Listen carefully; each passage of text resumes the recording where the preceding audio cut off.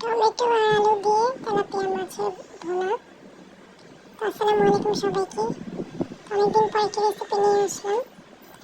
এখানে হচ্ছে আমি তেলাপিয়া মাছ 4 পিস ভেজে নিয়েছি।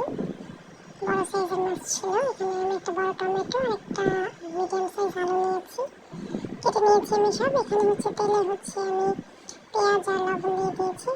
পেঁয়াজটা ভাজা হয়ে গেলে এখানে আদা রসুন আর অল্প করে জিরা বাটা দিয়ে আমি ভালো করে মশলাটাকে মিশিয়ে নিচ্ছি।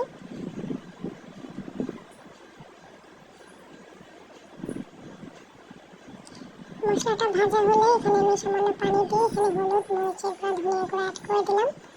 দিয়ে হচ্ছে আমি এটাও ভালো মতো করে কষিয়ে নেব।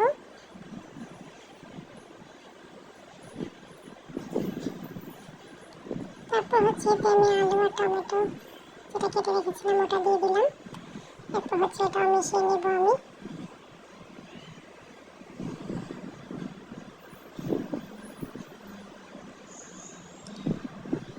ভালো করে এটা মিশিয়ে নেওয়া হয়ে গেলে আমি পানি দিয়ে দেবো পরিমাণ মতো, যেন ভালো মতো সেদ্ধ হয়ে যায় টমেটো আর আলুগুলো। যখন মোটামুটি সেদ্ধ হয়ে আসবে তখন হচ্ছে আমি এতে মাছগুলো অ্যাড করে দেবো।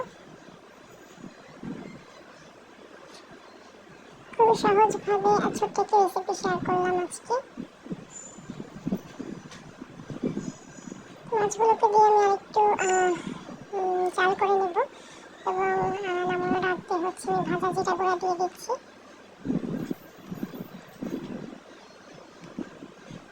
রান্না আমার হয়ে গেছে।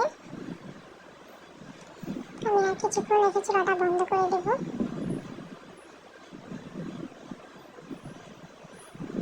আজকে রেসিপিটা কার কেমন লাগলো জানাবেন। অনেকদিন কোনো ভিডিও দেওয়া হয় না, আজকে অনেকদিন পর একটি ভিডিও শেয়ার করলাম। আশা করি সবার ভালো লাগবে।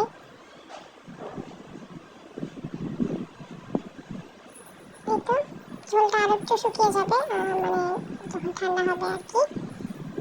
আমি এতটুকু পরিমাণ রেখেছি।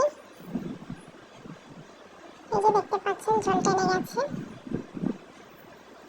এই তো আজকের রেসিপিটা। আল্লাহ হাফেজ।